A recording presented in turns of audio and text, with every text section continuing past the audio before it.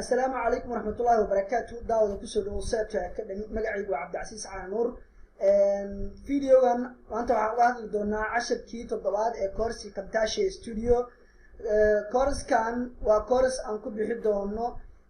basic editing أنه استعمالنا كمتاشي استوديو. sidoo kale waxaan ku baran doonaa sida loo duubo cashiradan hadda aynu soo gudbinayo oo kale wax badan ayaa ka soo aragtay hadda soo daawatay cashiradii ka horeeyay ilaa 10kii lixaad soo daawatay aad baad u fahamtay Camtasia Studio sidoo kale software-ka dad badan ayaa soo weydiiyay software-ka video walba description-kiisa ayaan soo dhigaa marka adigu description video-ga tag kadib halkaas kala dig cashirkan maanta waxaan u hadli doonaa labadan qodob oo soo socota removing green screen video waxaad ku duubtay adigoo isticmaalaya marada green screen-ka tusaale ahaan oo kale ama mara any color hal color mara ah aad ku duubtay markii background-kaaga uu yahay maradaas green screen-ka uu yahay sida u saari lahayd aad u geyn lahayd meel qurxoon ama background qurxoon u saari lahayd kaas ayaan ka hadlaynaa kan labaad oo aan ka hadlayno waxa waaye markii aan background ka saarno wuxuu u baahan yahay in colorka macnaha colorada adjusting colors si colorada loo soxo ayaan ku baran doonaa sidoo kale waxaad ogaataa oo kale in filmaantan oo hadda hindiyanka oo kale markii la jirayo laguma jiro meelaha qurxoon ee aad arkaysid ama meelaha fudud laguma jiro laakiin waxa lagu jiraa green screen-ka lagu jiraa kadib waa laga saaraa meelahaas waa la geeyaa marka waxaan filayaa inaad wax badan ka faa'iidi doontid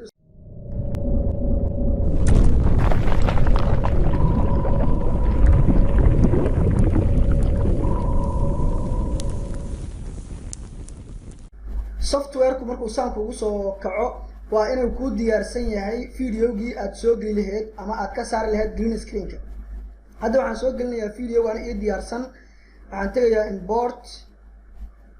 video-gana ii diyaarsan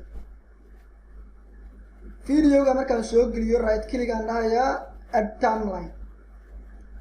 waa kana waa soo geliyey waa gabar oo Pakistaanad ah oo wariye ah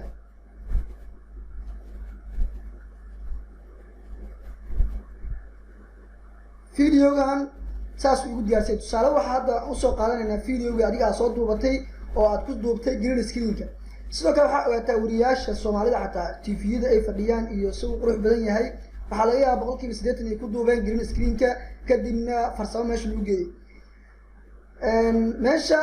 samarku nagu diyaarsan yahay qaybta koowaad aan maanta isticmaalna waxa la yiraahdaa visual effect ayaa ku dhifanaysa waxa ku jira todobadana ku jirta kaliya ani waxaan ka isticmaalayaa labadan waxaan ka isticmaalayaa remove a color iyo color adjustment waa labadii ciwaan ee aan ku soo sheegnay inaan maanta qaadanayno remove a color ayaan ku horeysiinaynaa waa soo qaadaysaa halkaana keenaysa colorkii waa baxa laakiin geesaha gabadha cagaarkii uu ku dambeeyaa si aan uga saaro waxaan tegayaa meeshaan ay ku qoran tahay remove a color aan qabanayaa tolerance-ga ka koobaad ilaa ay ka dhamaanayso gabadha madowgeeda oo ka soo haddaan dhammaystiro gabadha waa baxaysa laakiin meel oo cagaarkiina baxayo gabadhiina ay muuqato ayaan geenayaa kadib qaybtaas halkaasaan ku ekeenayaa colorkii hadda waan ka saaray saasuu uga saaran yahay waxaa hartay inaan gabadhan qurxiyo oo si aan looga dareemin in laga saaray hadda waa laga dareemayaa geesaha laga dareemayaa color adjustment-aan soo qaadanayaa waa ku sii deynayaa waxaan tegayaa qaybtan ay ku qoran tahay color adjustment waan qabanayaa bright-ka waa siyaadinayaa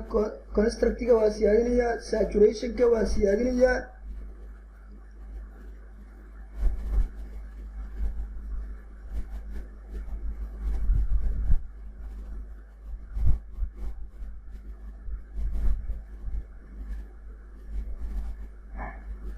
saasaan ka dhigaya macnaha guudkaasaan ka dhiga hadda madowga waxay soo saaraysaa gabadha guudkeeda soo saaraya casaan gabadha uu soo saaraya laakiin colorka inuu wada madow gadaal oo dhan waa madow ujeedaa hadda ayaa waxaad ku daraysaa background-ka adiga kuu diyaarsan aniga marka hadda background caadi ima diyaarsana laakiin waxaan tegayaa media meesha ay media ku qorantaa tegayaa qaybtan library-ga ah aan tegayaa meeshan ay ku qoran tahay animated aan furaya animated haddaan si fiican tuso animated background meesha animated background ay ku qoran tahay tegayaa waan furaya markaan furo waxaa ii soo baxaya intaan ay soo baxayso 10 ka xabaa ay soo baxayso meeshan hadda spin counter ay ku qoran tahay haddaan soo qaato ee aan hoosteeda soo dhigo haddii aan weli gabadha aanan ku qancin kan waa iska dhileedaya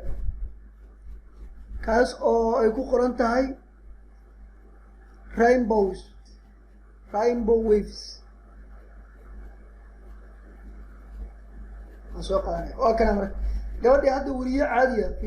हमारे सीआरपीएफ पाकिस्तान के साथ खड़ा होता आया है और कश्मीर के मुद्दे पर भी वो इस्लामाबाद के साथ रहा है ऐसे waad aragtaa macnaha si caadi ah ayay gabadhaan hadda weriye caadi u adeeda waxay kula tahay